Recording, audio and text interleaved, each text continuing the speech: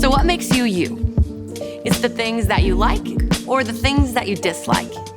Is it the people that you hang out with where you sit in the cafeteria? Or is it the fact that you play sports? What is it that really makes you you? See, this is one of the biggest questions in life that you're gonna have to know the answer to. But luckily today, that's what we're talking about, so stay tuned. There are so many roles that I play in my life.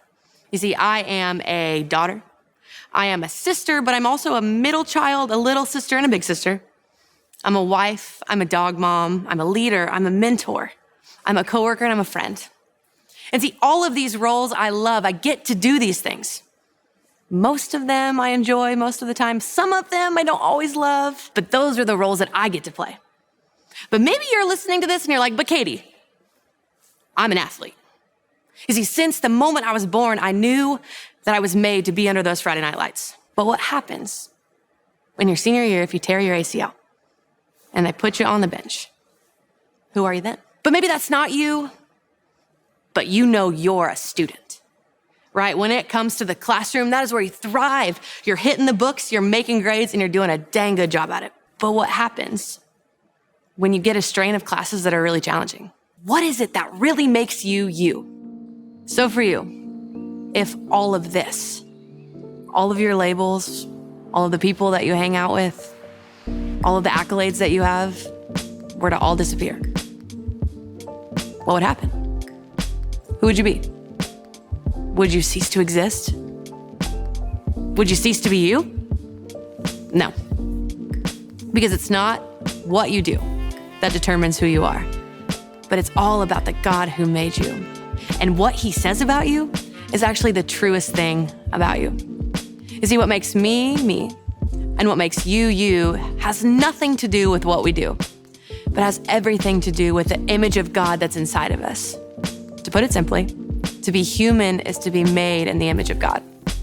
You see, in Genesis chapter 1, verses 26 and 27, it says this: "Let us make mankind in our image, in our likeness, so that they may rule over the fish in the sea and the birds in the sky, over the livestock and all the wild animals, and over all the creatures that move along the ground."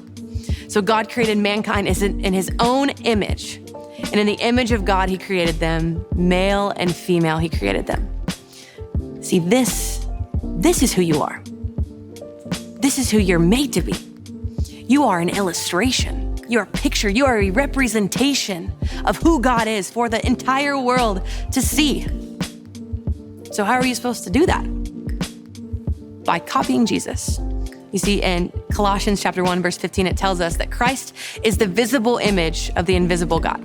He existed before anything was created and is supreme over all of creation. You see, Jesus taught us how to actually be human, how to live our calling as God's image bearers, because he's literally perfect at it. So there's good news. This means you don't have to come up with something out of nowhere to define who you are. You don't have to find people or a thing you're really good at or a label, because your identity can be tied into something that is so much more powerful than the whim of something that you like today, but you may not like tomorrow, or a label that you have today, but you may not have tomorrow, or a place that you're standing in now that you may not be tomorrow.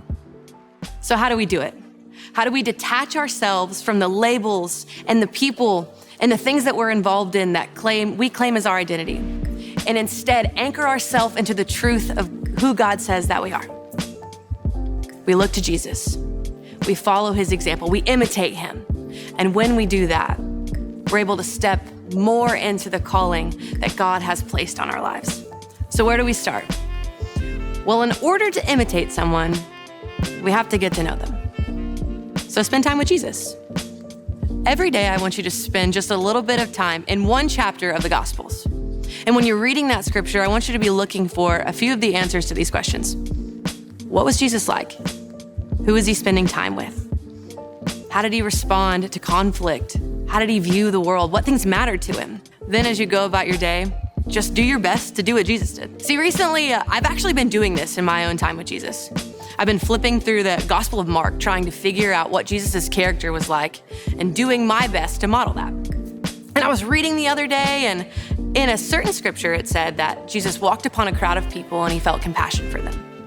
And we see this all the time, right, in the Bible?